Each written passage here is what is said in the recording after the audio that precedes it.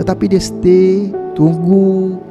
Dan bila saya tengok air muka dia kan, tengok air muka dia tu, kita rasa dia cuba untuk cuba untuk berselindung daripada kesedihan dia. Dia tetap setiap hari bangun dengan muka yang senyum, dengan rasa dia akan beri semangat untuk kita. Pada waktu itu saya sangat the lowest point, rasa macam down gila.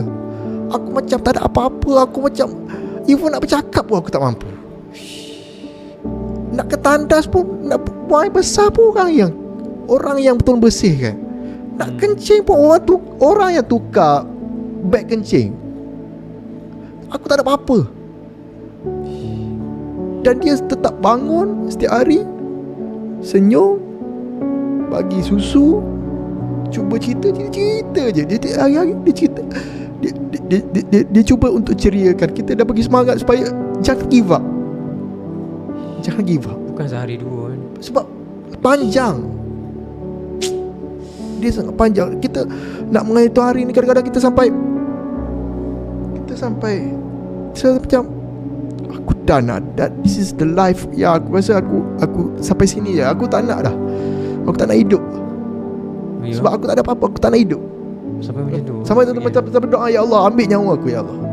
Ambil nyawa aku. Aku tak nak hidup sebab aku tak ada apa-apa dah, ya Allah. Nak bercakap kau dah tarik, nak berdiri kau dah tak tarik. Aku tak ada apa-apa. Nak makan pun aku tak boleh, ya Allah. Kau tarik je lah semua, ya Allah. Sampai tahap kau dah ambil benda ni, tarik je lah nyawa aku, simple. Aku seksa gila kau, ya Allah. Kau rasa betapa seksanya masa tu. Aku rasa macam give up gila, macam tak nak hidup lah. Tapi dia bangun, senyum, dia akan bagi semangat. Dia akan cerita ini sampai teman je. Dia teman. Lepas tu dia bagi semangat supaya jangan give up. Kita akan dia lalui jaga anak lagi kan. Kita akan masa tu anak mak mertua jaga, mak jaga juga Umar. Masa tu Umar pun kecil lagi. Masa tu rasa masa tu Izra kata tak apa bang, kita akan sampai kita kena lalui bersama this process.